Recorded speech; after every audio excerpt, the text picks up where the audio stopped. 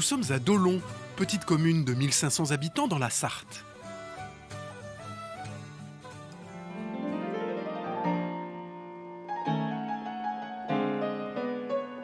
Bienvenue au royaume des instruments de musique qui jouent sans musicien.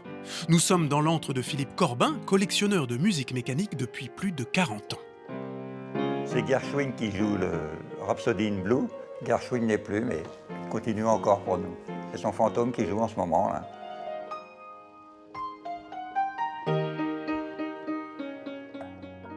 C'est là toute la magie de la musique mécanique.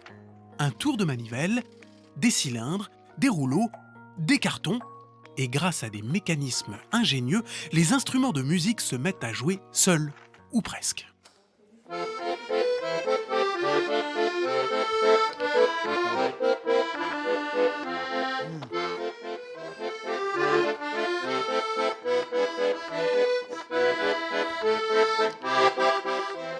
Alors ça, c'était un accordéon automatique. Les touches, ça ne servent à rien. Par contre, on est quand même obligé de faire de l'air comme un accordéon normal parce que c'est quand même un vrai accordéon qui joue à l'intérieur. On démarre ici. Mais si je ne fais pas d'air, ça ne marche pas, hein. On entend les clapets qui s'ouvrent, mais on n'entend rien au point de vue musical. Alors c'était pas pour faire semblant, c'était pour jouer de la musique, hein. Car au 19e siècle, la radio n'existait pas encore. Pour écouter de la musique à l'époque, il fallait ou aller au concert ou savoir jouer soi-même. Si on ne savait pas jouer, il fallait un instrument de musique automatique.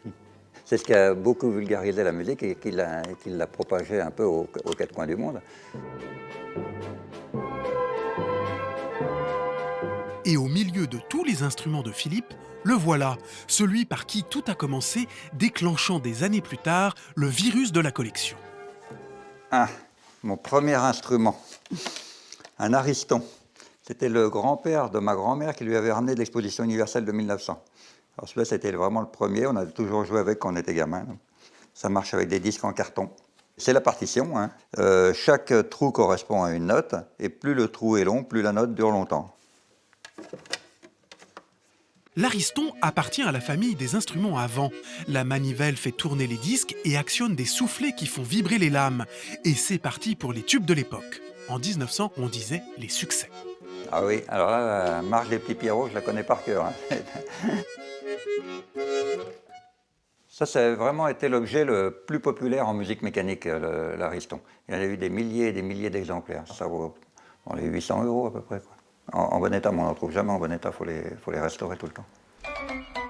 Et Philippe a passé beaucoup d'heures, parfois des nuits entières, le nez dans les engrenages, à restaurer ses instruments. Un objet qui n'a pas chanté depuis 50 ou 100 ans, ça y est, il reprend vie devant nous, un peu comme Pinocchio et Geppetto, quoi. C'est émouvant, là. Qu'est-ce qu'il y a là-dessus? Qu'est-ce qu'il va dire?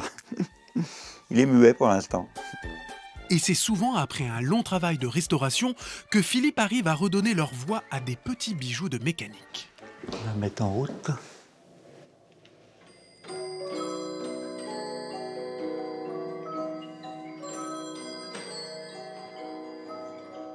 La collection de Philippe se constitue de multiples coups de cœur. Pour des petites boîtes à musique animée, mais aussi pour ces boîtes à musique à disques métalliques apparues à la fin du 19e siècle. L'avantage des disques en métal, c'est qu'on pouvait changer le disque facilement. Les lames sonores sont en dessous, là. Et juste à poser le disque, et voilà. Il s'agit là de l'ancêtre du tourne-disque. Varier les musiques et passer les airs à la mode. Les patrons de café y ont tout de suite vu leur intérêt. Dans la salle du bar, tabac de la rue des Martyrs. En 1900, ces machines se répandent dans les bistrots, équipées au passage de monnayeurs. C'était des disques populaires, il fallait que ça marche, fallait faire des sous avec, il fallait attirer des clients, hein.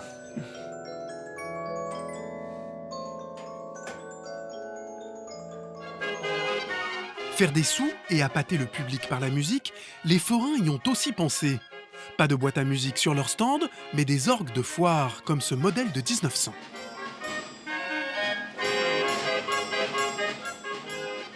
Cet instrument, c'était pour mettre sur les manèges, sur les chevaux de bois, là, comme la photo qui est là. C'était pour attirer le public, il fallait que ça fasse le plus de bruit possible, c'était pour l'extérieur. fallait que ça s'entende de loin. Les gens n'étaient pas habitués au cinéma, ils n'étaient pas habitués à la télé.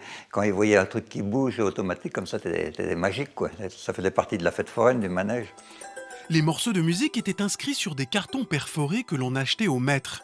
Plus la musique était longue et plus ça coûtait cher. Alors les forains, eux, ils achetaient des cartons en boucle, comme ça d'abord, ils n'avaient pas besoin de les changer, c'était toujours la même chanson, mais c'était jamais les mêmes clients, de toute façon.